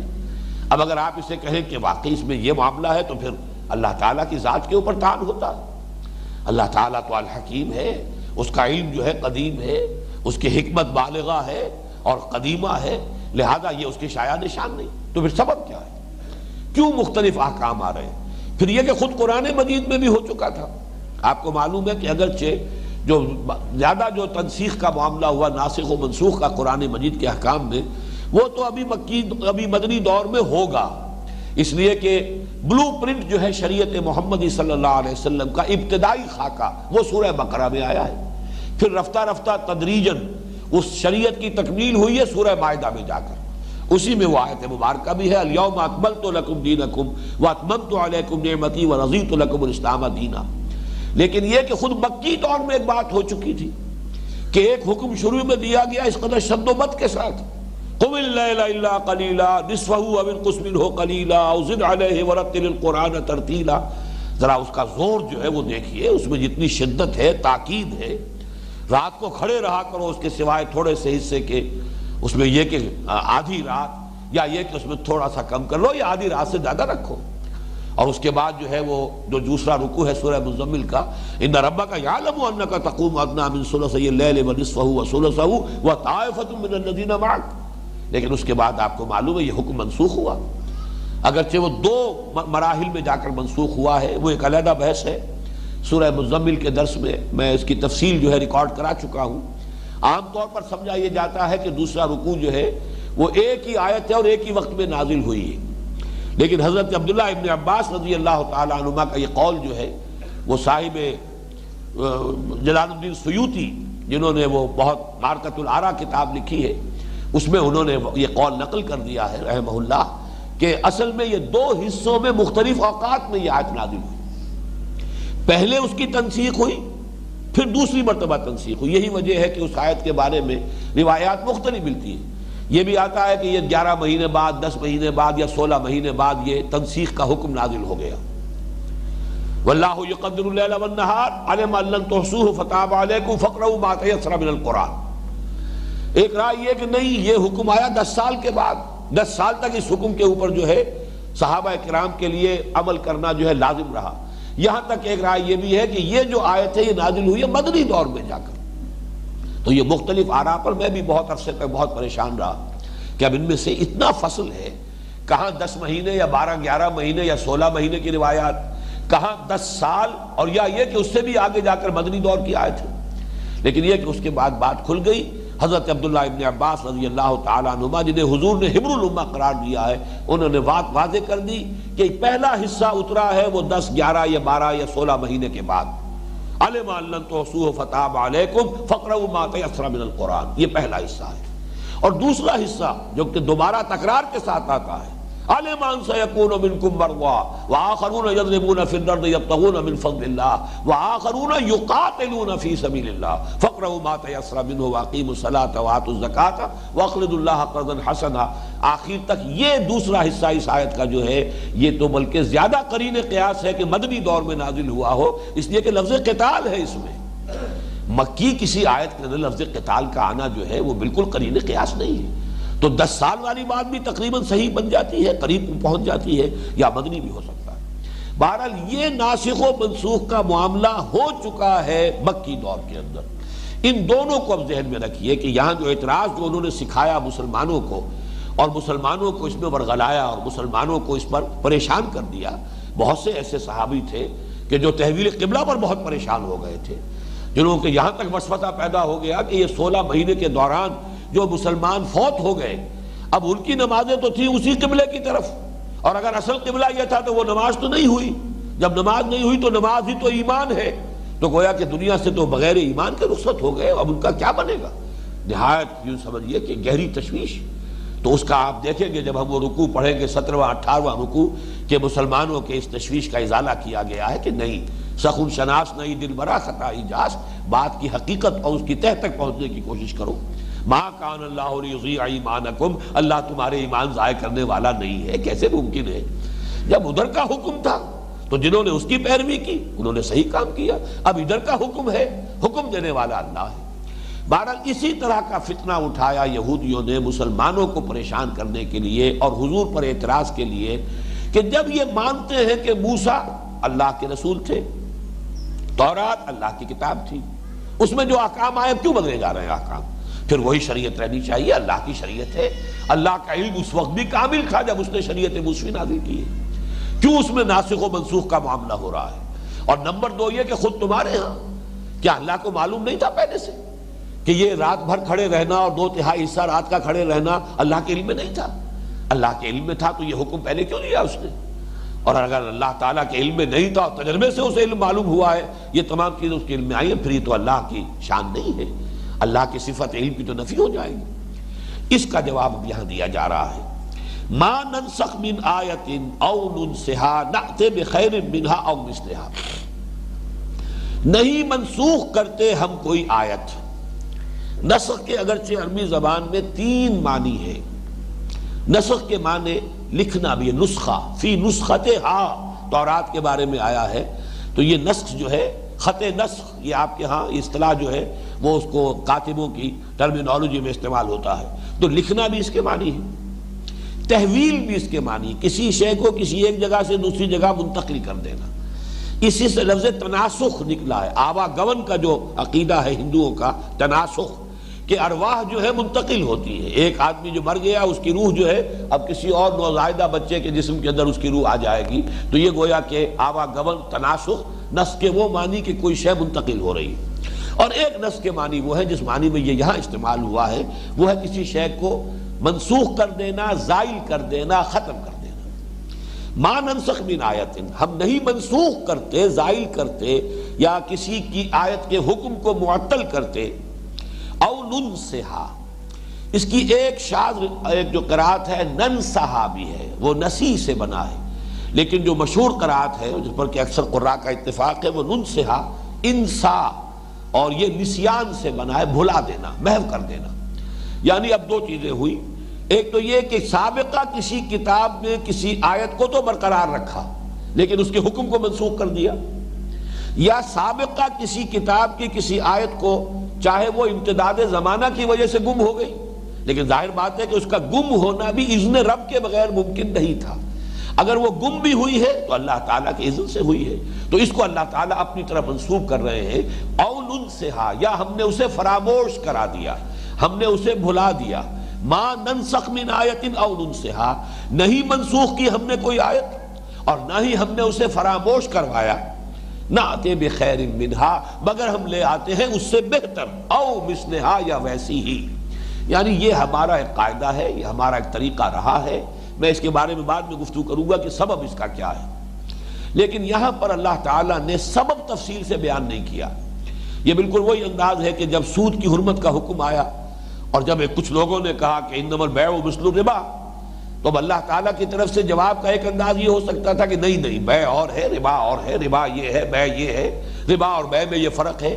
اس کے بجائے جواب کیا دیا؟ وَأَحَلَّ اللَّهُ الْبَيْعَ وَحَرَّمَ الرِّبَا، اللہ نے بیع کو حلال کیا ہے، ربا کو حرام کیا ہے، بات ختم ہوئی۔ یعنی تمہیں اصل میں تمہیں اس بات کا خوگر ہی نہیں بننا چاہیے، تمہیں یہ بری عادت ہی نہیں ڈالنی چاہیے کہ کوئی حکم سمجھ میں آئے تب اس کی ہم پیروی کریں گے، سمجھ میں آئے نہ آئے۔ اصل میں حکم کی پیروی ہے حاکم کو ماننے سے۔ اگر تم نے اللہ کو حاکم مانا ہے تو جو حکم وہ دے گا تمہیں ماننا ہوگا، سمجھ میں آ جائے نور علی نور، نہ آئے تب بھی ماننا ہے۔ اگر تم مشروط کر دو گے اس بات سے کہ کوئی بات ہماری سمجھ میں آئے گی تو ہم مانیں گے، تو گویا کہ تم نے اپنی عقل کو حاکم مانا ہے، اس حاکم کو کی حاکمیت کو تسلیم نہیں کیا، پھر تو تمہاری عقل جو ہے وہ حاکم ہے۔ ویٹو اس کے پاس ہے کہ جو چیز میری عقل میں آ جائے گی مانوں گا، جو میری عقل میں نہیں آئے گی نہیں مانوں گا۔ تو در حقیقت یہ ایمان ہے عقل پر، یہ سارا کا سارا جو اتھارٹی ہے وہ آپ نے اپنی عقل کو دی ہے۔ جیسے میں عرض کیا کرتا ہوں کہ ایک شخص جو ہے اللہ کے احکام میں سے وہ تقسیم کرتا ہے، جو دل کو پسند آ گیا، من کو پسند آ گیا، نفس نے جس کی اجازت دے دی وہ کر لیا، اور جس کی نفس نے اجازت نہیں دی اسے رد کر دیا۔ تو یہاں جس کو آپ اطاعت کر رہے ہیں اللہ کی جس کام میں نفس کی اجازت سے، وہاں بھی اجازت در حقیقت نفس کی ہے، تو گویا کہ اطاعت اپنے نفس کی کر رہے ہیں، اللہ کی نہیں کر رہے۔ اگر اللہ کی اطاعت ہوتی تو ظاہر ہے جو نفس کو پسند آئے اس میں بھی اطاعت کرنی ہے، جو ناپسند اس میں بھی اطاعت کرنی ہے۔ اگر مطاع اللہ ہے تو نفس جو ہے وہ چاہے پسند کرے چاہے اس پر جبر کرنا پڑے، جیسے کہ وہ بیعت کے الفاظ ہیں، بایعنا رسول اللہ صلی اللہ علیہ وسلم فی العسر والیسر والمنشط والمکرہ، چاہے ہماری طبیعتیں آمادہ ہو اسے قبول کر رہی ہو، اور چاہے ہمیں اپنی طبیعتوں پر جبر کرنا پڑے، مانیں گے، ہر حال میں مانیں گے۔ تو یہاں بھی دیکھیے اللہ تعالیٰ نے بجائے اس کے کہ یہ فرماتے ہیں کہ اس کے اندر فرق کیا ہے، کیا اس کی حکمت ہے، اس کا سبب کیا ہے، کیوں ہم نے یہ ناسخ و منسوخ کا طریقہ رکھا ہے، سابقہ جو شریعتیں تھیں ان میں بھی ہم تغیر و تبدل کر رہے ہیں۔ روزے کے احکام آگے چل کر آئیں گے کہ ان کے روزے کے احکام کچھ اور تھے، ہمارے ہاں روزے کے احکام بدل گئے ہیں۔ ان کے ہاں نماز کی شکل کچھ اور تھی، ہمارے ہاں کی نماز کی شکل کچھ اور ہے۔ وہاں اوقات کچھ اور تھے، یہاں اوقات کچھ اور ہے۔ تو گویا کہ پوری شریعت کا ڈھانچہ بدل رہا ہے، اور خود قرآن مجید میں جو نزول احکام ہو رہا ہے اس میں بھی ناسخ و منسوخ ہے۔ اس کی حکمتوں کو یہاں بیان نہیں کیا، بلکہ فرمایا تو کیا فرمایا؟ الم تعلم ان اللہ علی کل شیء قدیر، کیا تم نہیں جانتے کہ اللہ ہر شے پر اقتدار رکھتا ہے، قدرت رکھتا ہے، قادر مطلق ہے، مقتدر اعلیٰ ہے۔ اصل میں تو اس کی مرضی ہے، اس کا حکم ہے، اس کا فرمان ہے، اور تمہارے لیے ہر حکم اس کا واجب الاذعان، واجب الاطاعت۔ اس کو پھر دہرایا، الم تعلم ان اللہ لہ ملک السماوات والارض، کیا تم نہیں جانتے، کیا اس حقیقت سے واقف نہیں ہو؟ اب اس میں وہ مسلمان بھی مخاطب ہیں کہ جو ان یہودیوں کے پروپیگنڈے سے کچھ متاثر ہو گئے، اور خود یہودی بھی گویا کہ مخاطب ہیں، اس لیے کہ وہ بھی اللہ کو ماننے کا وہ بھی دعویٰ کرتے تھے۔ گویا کہ ان کی دلیل یہاں پر اب انہی کے اوپر الٹ دی گئی ہے کہ تم اللہ کو مانتے ہو، اللہ کو مقتدر مطلق مانتے ہو یا نہیں، حاکم مطلق مانتے ہو یا نہیں؟ اگر مانتے ہو تو اللہ کی مرضی ہے، جس وقت اس نے جو چاہا حکم دیا، اس نے کب یہ کہا کہ میں اپنے کسی حکم کے اندر کوئی تغیر یا تبدل نہیں کروں گا۔ ما ننسخ من آیت او ننسها نأتی بخیر منها او مثلها الم تعلم ان اللہ علی کل شیء قدیر الم تعلم ان اللہ لہ ملک السماوات والارض وما لکم من دون اللہ من ولی ولا نصیر، اور تمہارے لیے اللہ کے مقابلے میں یا اللہ کے سوا، یہ دونوں مفہوم آتے ہیں، نہ تمہارے لیے کوئی ولی ہوگا حمایتی، نہ کوئی مددگار ہوگا۔ یہ دھمکی آمیز، تحریر آمیز الفاظ ہے کہ اس طرح کے فتنے جو تم اٹھا رہے ہو اور اس قسم کے اعتراضات جو کر رہے ہو، تو اللہ تعالیٰ کی طرف سے تمہارے لیے جو اس کی سزا ہے، پھر اس سے بچانے والا تمہیں کوئی نہیں ہوگا۔ البتہ اب میں یہاں چاہتا ہوں کہ اس بات کو سمجھ لیں کہ اس کا اصل مفہوم، اس کے اصل سبب کیا تھا۔ در حقیقت شریعت میں جو ارتقاء ہوا ہے اس ارتقاء کا سبب ہے نوع انسانی کی ذہنی ارتقاء کا معاملہ۔ ایک بچہ ہے، وہ چوتھی جماعت کا طالب علم ہے، اس کی اپنی لیمیٹیشنز ہیں۔ آپ اس کے لیے تعلیق یا استاد کو پی ایچ ڈی لے آئیے، لیکن وہ پی ایچ ڈی جو ہے ظاہر بات ہے چوتھی جماعت کے بچے کو تو وہی کچھ سکھا سکے گا جو چوتھی جماعت کا بچہ سمجھ سکتا ہے، اس کی اپنی ذہن کی سطح کے مطابق تعلیم دے گا، چاہے اس کا اپنا لیول کتنا ہی اونچا ہے۔ اس حوالے سے اللہ تعالیٰ کا علم تو کامل ہے اور ہمیشہ سے، لیکن اللہ تعالیٰ نے شریعت کے اندر ارتقاء فرمایا ہے، اس لیے نہیں کہ اللہ کے علم میں ارتقاء ہوا، معاذ اللہ، اللہ کا علم تو قدیم ہے اور ہمیشہ سے کامل ہے، اس کی حکمت بھی کامل ہے ہمیشہ سے، لیکن نوع انسانی کا ذہنی ارتقاء ہوا ہے۔ اور اس کو چونکہ میں نے حال ہی میں جو 2 تقریریں کی تھی نبوت اور رسالت کے فرق کے ضمن میں، تو میں نے عرض کیا تھا کہ نبوت جو ہے میرے نزدیک اپنے نقطہ عروج کو پہنچی حضرت ابراہیم کی شخصیت میں، لیکن ابراہیم ایک شخص واحد ہے، ابھی نوع انسانی کو بحیثیت مجموعی اس ذہنی سطح پر آنے کے لیے ابھی 2000 برس درکار ہے۔ یہ بات جو ہے ایک فرد کا وہاں پہنچ جانا وہ بالکل دوسری بات ہے، اور یہی ارتقاء ہے جو اب ہونا ہے کہ حضور نے نوع انسانی کو جو ایک بلند چھلانگ لگوائی اور وہ نظام قائم کر دیا جسے ہم خلافت علی منہاج النبوہ کا نظام کہتے ہیں، نظام عدل و قسط، وہ قائم کر کے دکھا دیا جزیرہ نما عرب میں۔ اب اسی کی در حقیقت یونیورسلائزیشن ہے، گلوبلائزیشن ہے، ارتقاء کا یہ مرحلہ جو ہے وہ اسی کی تکمیل کی طرف جا رہا ہے، جب وہ نظام پوری دنیا میں قائم ہو جائے گا جس کی پیشن گوئی فرمائی ہے محمد رسول اللہ صلی اللہ علیہ وسلم نے، گویا کہ اس ارتقاء کی آخری منزل آ جائے گی اور اس کے بعد اس دنیا کا خاتمہ ہے۔ تو اس حوالے سے در حقیقت نوع انسانی کا ابھی جو شعوری بلوغ کا دور ہے وہ ابھی جاری تھا، اور اس کے لیے بہترین الفاظ جو ہیں وہ آپ کو بائبل میں ملیں گے، انجیل میں، حضرت مسیح علیہ السلام کے کلام میں بڑے پیارے الفاظ انہوں نے، یوں سمجھیے کہ جو آخری ملاقات ان کی تھی رفع سماوی سے قبل، وہی لاسٹ سپر جو ہے جو ان کے ہاں ابھی ایک رہوار کی حیثیت سے منایا جاتا ہے، وہ جو باغیچے میں جہاں روپوش تھے اپنے حوارین کے ساتھ شام کا کھانا کھایا ہے، اس وقت جو باتیں ہوئی ہیں اس میں یہ الفاظ بھی موجود ہیں، مجھے ابھی تم سے اور بھی بہت کچھ کہنا تھا، بہت باتیں کرنی تھی، لیکن ابھی تم ان کا تحمل نہیں کر سکو گے، وہ فارقلیت جو آئے گا وہ تمہیں سب کچھ بتائے گا۔ معلوم ہوا کہ ابھی تحمل نہیں کر سکو گے، نوع انسانی ابھی اپنی عمومی سطح جو ہے ذہنی سطح، فکری سطح، شعور کی سطح، اس کے اعتبار سے اس درجے میں نہیں آئی تھی کہ آخری اور کامل شریعت انہیں دے دی جائے۔ یہی وجہ کہ انٹرم، جیسے انٹرم کانسٹیٹیوشنز ہوتے ہیں، انٹرم لاز ہوتے ہیں، یہ انٹرم انسٹرکشنز تھی کہ جو دی گئی ہے، لیکن یہ کہ اس کی شریعت کی تکمیل ہونی ہے محمد الرسول اللہ صلی اللہ علیہ وسلم پر، اور تکمیل ہو جائے گی تو نبوت ختم ہوگی، پھر اس کا سلسلہ بند ہو جائے گا۔ پھر یہ کہ حضور کے اپنے زمانے میں، ویسے تو میں مولانا امین حسن اصلاحی صاحب کی اس رائے سے متفق ہوں کہ یہاں پر جو اصل گفتگو ہو رہی ہے وہ تورات کے احکام کی تنسیخ کے بارے میں ہے، لیکن یہ ہے کہ چونکہ باقی تمام مفسرین نے اسی موقع پر ساری بحث کی ہے قرآن میں ناسخ و منسوخ کے ضمن میں بھی، اور قرآن میں ناسخ و منسوخ ہمارے ہاں جو بڑے ریشنلسٹ قسم کے لوگ رہے ہیں قدیم زمانے میں، معتزلہ جنہیں کہا جاتا ہے، ان کا بھی موقف یہ کہ قرآن میں کوئی آیت منسوخ نہیں، لیکن اہل سنت کا اس پر اجماع ہے کہ قرآن مجید میں ناسخ و منسوخ کا معاملہ ہے، اگرچہ کتنی آیتیں منسوخ ہوئی ہیں اس میں پھر مختلف محققین کے مابین اختلاف ہے۔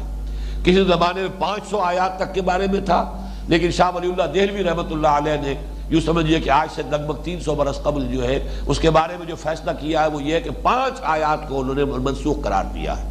اس لیے کہ پہلے علماء نے ذرا سا کوئی جزوی فرق بھی کسی آیت کے کسی حکم میں آیا ہے تو اس کو بھی منسوخ آیات میں شمار کر لیا ہے، لیکن شاہ ولی اللہ دہلوی نے فرمایا کہ باقی سب کی تطبیق ہو جاتی ہے، صرف 5 آیات، لیکن یہ کہ اصولی طور پر ماننا پڑے گا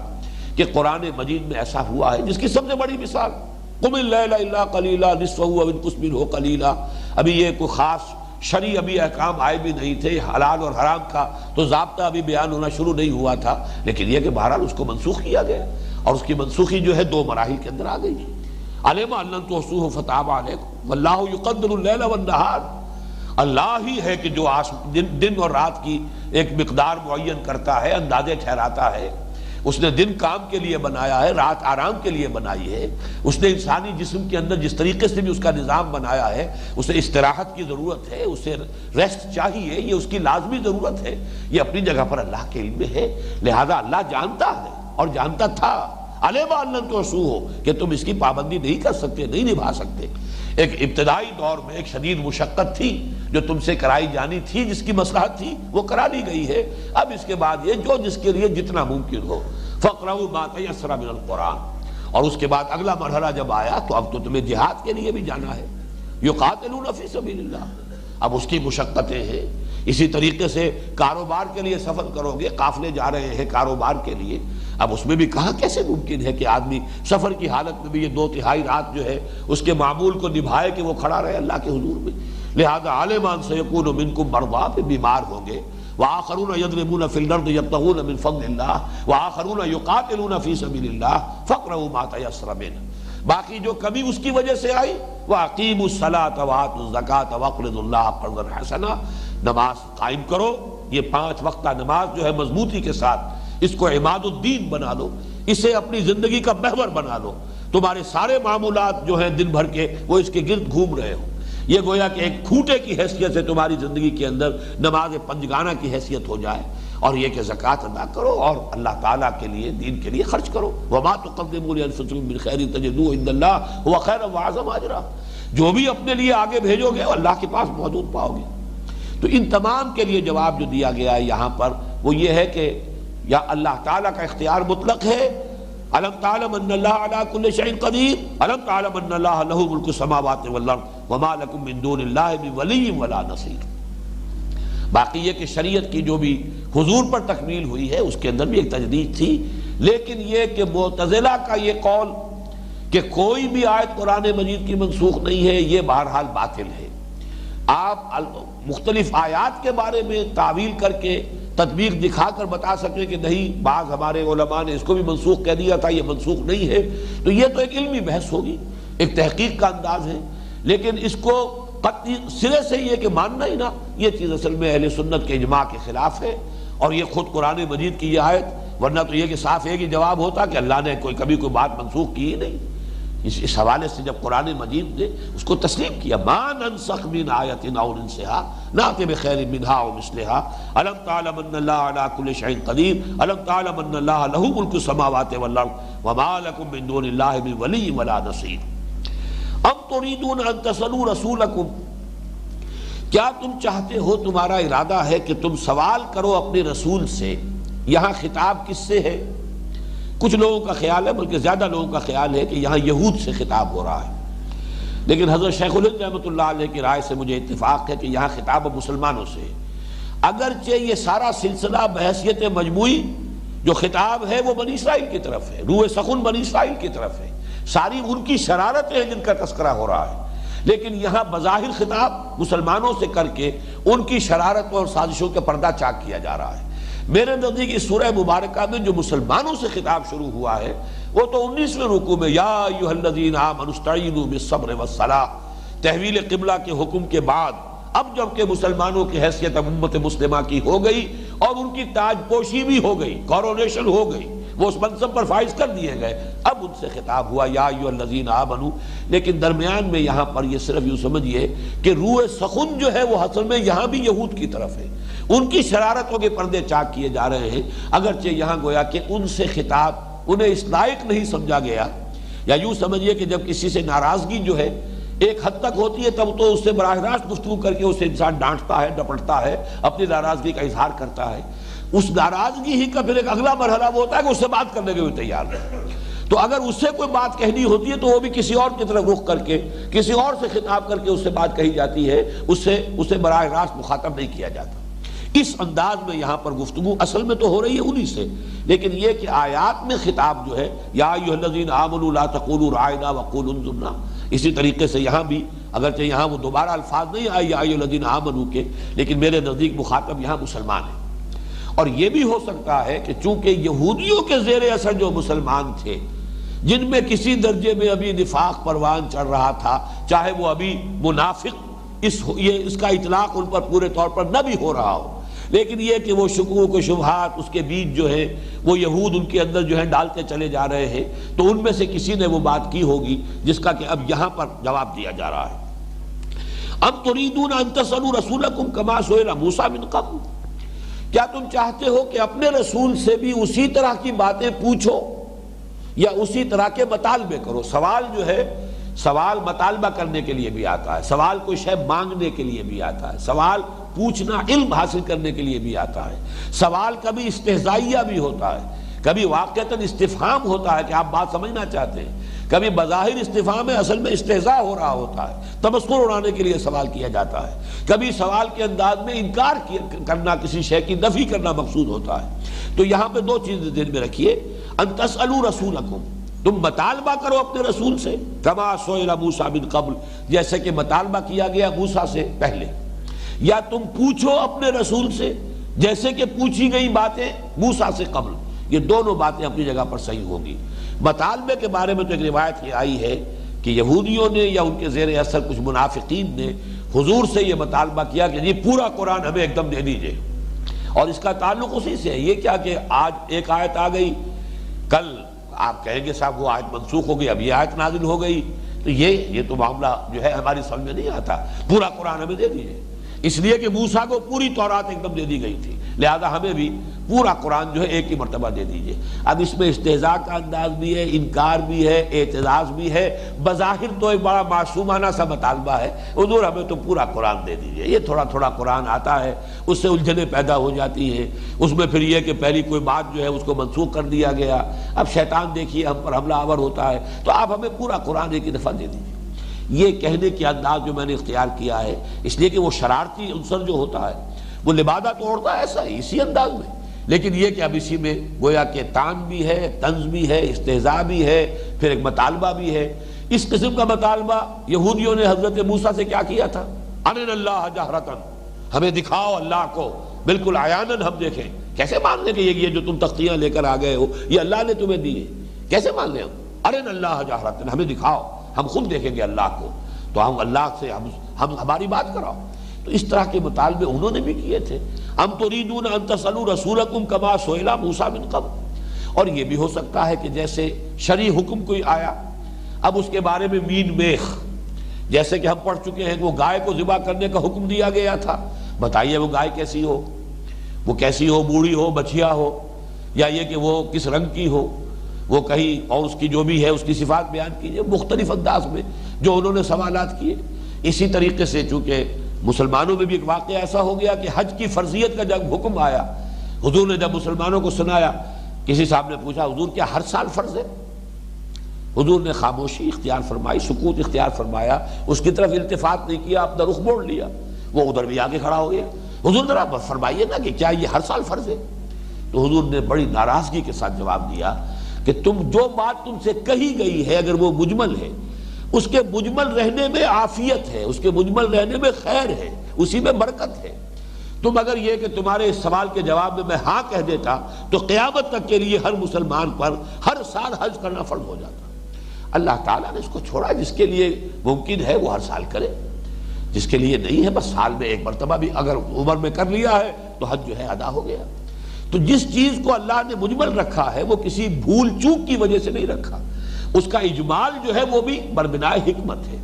تو کیا تم چاہتے ہو کہ تم بھی اپنے رسول سے ویسے سوال کرو؟ اور ایک جگہ پر آیا ہے اگر تم ایسے سوال کرو گے حین ینزل القرآن، کہ جب کہ ابھی قرآن نازل ہو رہا ہے تو پھر اس کا جواب دے دیا جائے گا، اور پھر تمہیں وہ برا لگے گا، تم پر شاق گزرے گا، تم پر بھاری ہو جائے گا۔ لیکن یہ کہ اگر یہ سوالات کا تمہارا یہ رنگ جاری رہا تو اللہ تعالیٰ کی طرف سے پھر تمہارے اوپر تم اپنی ہی ان شرارتوں کی وجہ سے اپنے اوپر بوجھ میں اضافہ کرا لو گے۔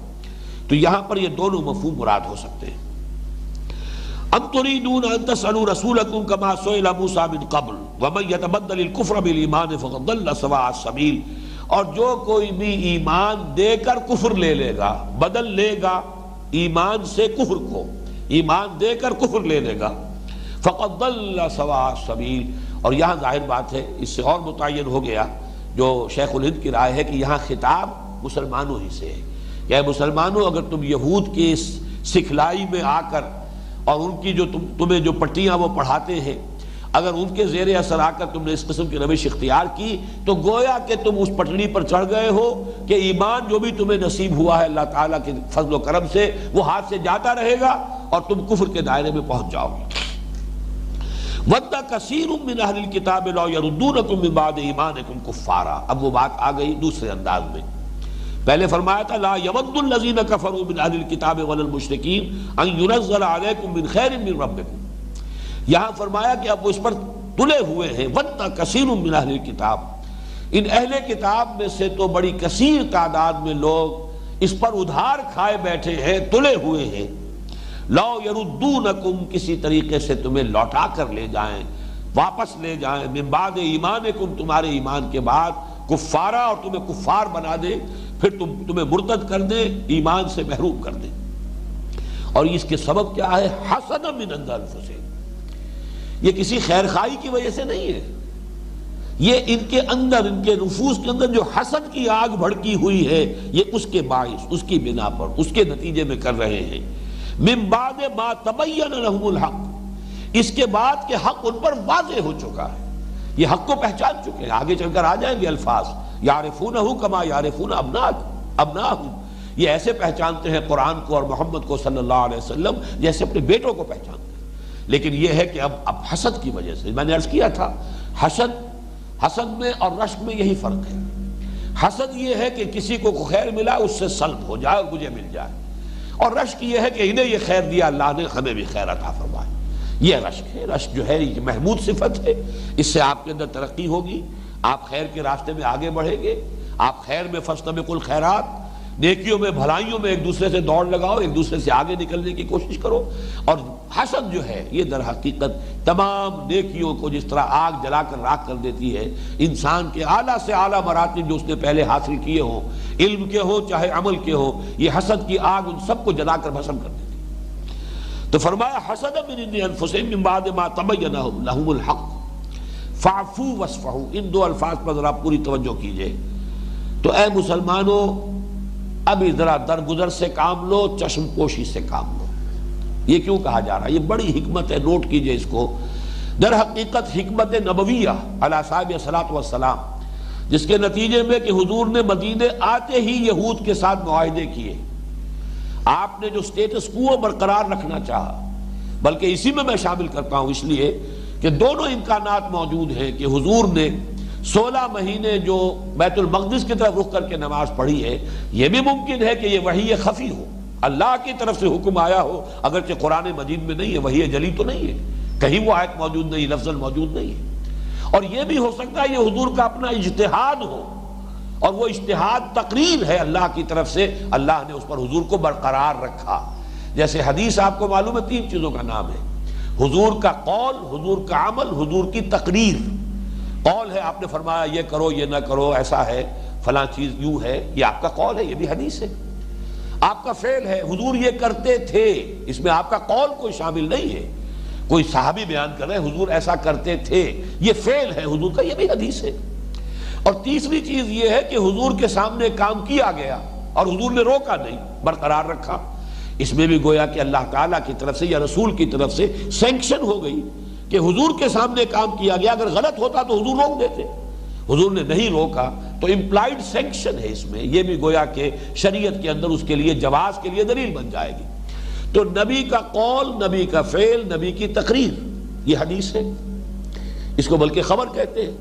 حدیث کا دوسرا حصہ اثر ہے، صحابی کا قول، صحابی کا عمل، صحابی کی تقریر، یہ اثر ہے۔ اخبار اور آثار کو جمع کیجئے، یہ حدیث ہے۔ یہاں میں عرض کر رہا ہوں یہی تقریر اللہ کی، وہی معنی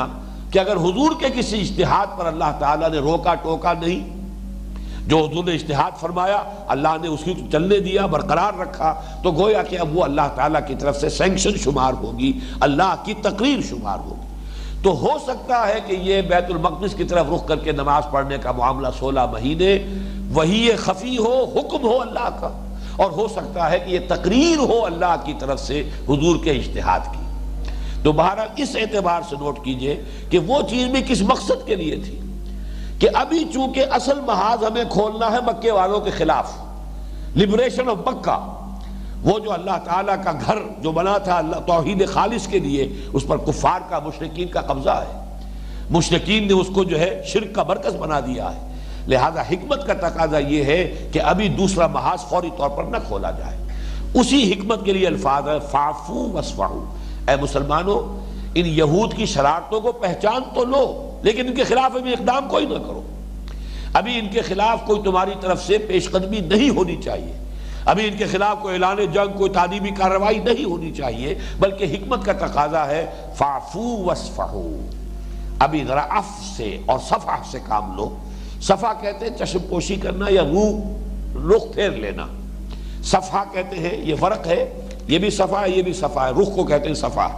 تو صفحہ یہ ہے کہ آپ نے کوئی دیکھا کوئی شخص غلط کام کر رہا ہے، لیکن آپ نے ذرا نگاہ دوسری طرف کر لی، اسے یہ اندازہ ہی نہیں ہونے دیا کہ میں نے دیکھ لیا ہے کہ تم نے یہ کام کیا۔ یہ ہے فاصفح الصفح الجمیل۔ سورہ ہجر کے آخر میں یہ الفاظ آئے ہیں، اے نبی ذرا چشم پوشی کیجئے، ذرا نظر انداز کیجئے، ابھی ان کی باتوں کو جو ہے نظر انداز کر دیجئے، دیکھا اندیکھا کر دیجئے، جیسے ہم کہتے ہیں سنا انسنا کر دیا، دیکھا اندیکھا کر دیا۔ اور عفو کہتے ہیں کسی چیز کو چلتے رہنے دینا، روکنا نہیں، فوری طور پر روک ٹوک نہ کرنا۔ اسی لیے جب آتا ہے عیف اللحا، داڑھی بڑھاؤ، یعنی اس کو چلنے دو، خام خواہ جو ہے اس کے اوپر قلقلے نہ لگا لو، اگرچہ یہ کہ اگر اس کا توازن ٹھیک نہیں ہے تو اس کو ادھر ادھر سے درست کر لینا وہ ٹھیک ہے، لیکن ایک خاص حد معین کر لینا کہ اس سے آگے جانے نہ پائے، یہ در حقیقت حدیث کے جو اصل منشا اس کے خلاف ہے۔ عیف اللحا، داڑھیوں کو معاف کرو، چلنے دو، انہیں بڑھنے دو۔ تو یہاں پہ فرمایا فاعفو واصفحوا، مسلمانوں ان کی شرارتوں کو پہچان تو لو۔ مجھے وہ الفاظ یاد آ رہے ہیں حضرت مسیح علیہ السلام کے، بڑے پیارے الفاظ ہیں، سانپ کے مانند ہوشیار لیکن فاختہ کے مانند بے ضرر بنو۔ سانپ کتنا چوکنا ہوتا ہے، ہوشیار ہو، ایسا نہ ہو کہ تمہیں کوئی بیوقوف سمجھ کر اور تمہارے ساتھ کھیل جائے اور تم جو ہے اس کی طرف اس کی چال سمجھو ہی نہ، تمہیں فہم پورا ہونا چاہیے، سمجھ پوری ہونی چاہیے، سانپ کے مانند ہوشیار بنو لیکن سانپ کے مانند مضر نہ بنو، ڈسو نہیں لوگوں کو، فاختہ کے مانند بے ضرر بنو۔ تمہاری اندر دو وصف جمع ہو جانے چاہیے۔ تو یہاں پر بھی یہ ہے کہ ان کی یہ ساری شرارتیں پہچان لو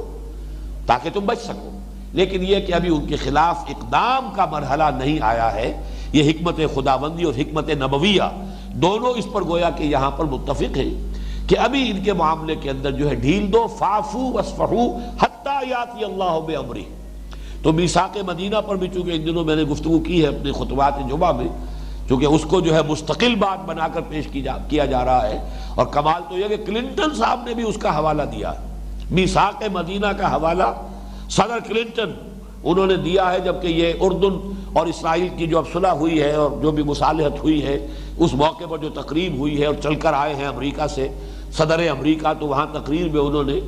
ایک تو یہ حوالہ دیا کہ بہرحال جو عرب ہیں وہ اسماعیل کی اولاد ہیں اور یہ یہودی جو ہیں یہ اسحاق کی اولاد ہیں، دونوں بھائی تھے، اسحاق اور اسماعیل کی اولاد کو آپس میں لڑنا نہیں چاہیے۔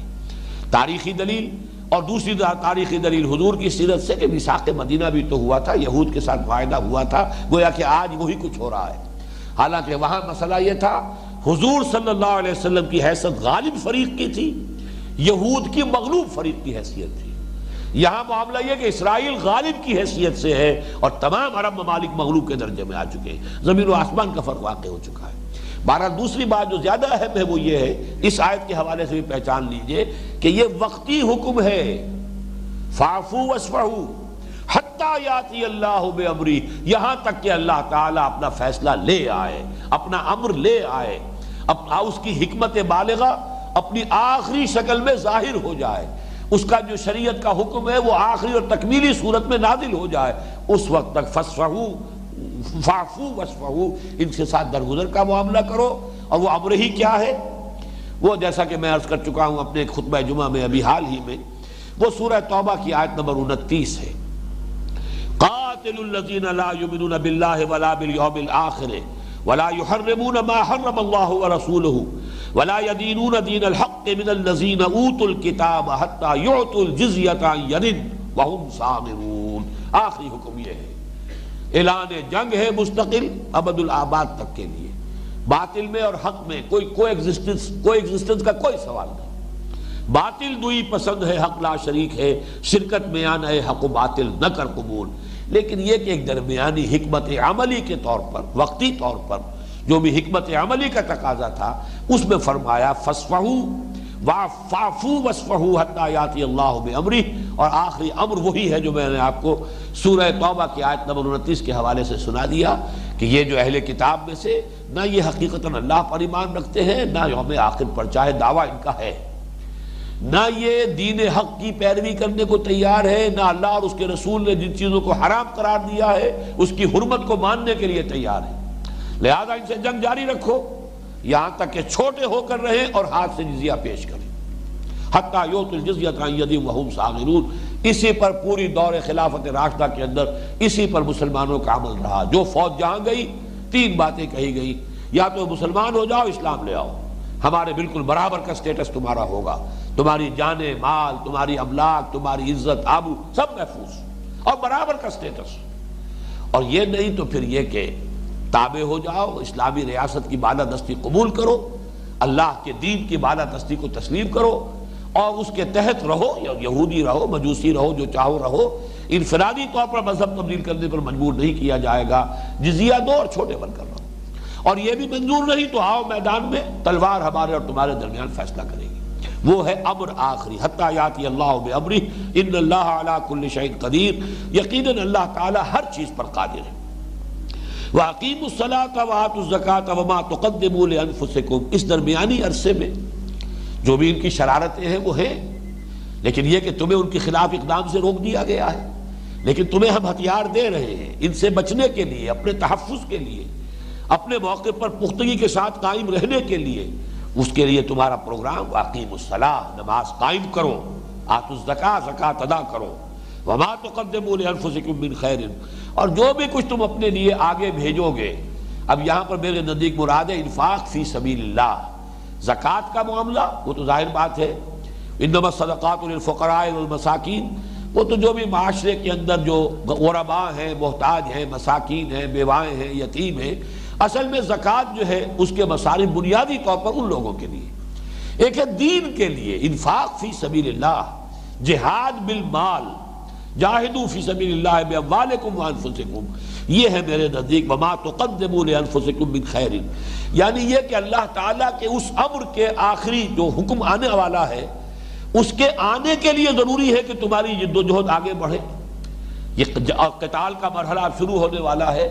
تاکہ کفار کو شکست دی جائے، جزیرہ نما عرب کے اوپر دین کو غالب کیا جائے، اور اس کے لیے ظاہر بات ہے کہ تمہیں مال خرچ کرنا ہوگا۔ وما تقدموا لانفسکم من خیر تجدوہ عند اللہ، تم اسے پاؤ گے اب اللہ کے پاس موجود، وہ کہیں گم ہونے والی شے، ضائع ہونے والی شے نہیں ہے، بلکہ وہ تو گویا کہ دائم ہو گئی۔ جیسے کہ حضور نے فرمایا تھا حضرت عائشہ سے رضی اللہ تعالیٰ عنہ کہ بکری کا سارا گوشت جو دے دیا گیا وہ بچ گیا، اور جو شانہ تم نے میرے لیے رکھ لیا تھا اسے ہم کنزیوم کریں گے، کھا لیں گے، یہ گویا کہ خرچ ہو گیا۔ بقیہ کلھا الا کتفھا، وہ پوری بکری بچ گئی ہے، وہ بچت ہے کہ جو اللہ کی راہ میں دے دی گئی ہے، جس کا گوشت تقسیم کر دیا گیا، جو ہم کھائیں گے وہ کنزیوم ہو جائے گا۔ یہ گویا کہ ویلیوز کے اندر زمین و آسمان کا فرق واقع ہوا۔ یہی الفاظ آئے تھے، میں نے ابھی آپ کو سنایا تھا سورہ مزمل کی آخری آیت میں بھی، وَأَقِیمُوا الصَّلَاةَ وَآتُوا الزَّکَاةَ وَأَقْرِضُوا اللَّهَ قَرْضًا حَسَنًا وَمَا تُقَدِّمُوا لِأَنفُسِکُم مِّن خَیْرٍ تَجِدُوهُ عِندَ اللَّهِ هُوَ خَیْرًا وَأَعْظَمَ أَجْرًا۔ یہاں وہ الفاظ نہیں دہرائے گئے، وہ جو اللہ کی راہ میں تم خرچ کرو گے، دو گے، اسے اللہ کے ہاں موجود پاؤ گے، اس حال میں کہ بہت بہتر کیفیت میں ہوگا، اللہ نے بڑھایا ہوا ہوگا، اسے سنوارا ہوگا، اسے ترقی دی ہوگی، اس کے اندر اضافہ کیا ہوگا، ہوا خیرا واعظم اجرا، اور مزید یہ کہ اس سے بہت بڑا اجر و ثواب بھی تمہیں مل جائے گا۔ ان اللہ بما تعملون بصیر، یقیناً اللہ تعالیٰ جو کچھ تم کر رہے ہو اسے دیکھ رہا ہے۔ بارک اللہ لی ولکم فی القرآن العظیم ونفعنی وإیاکم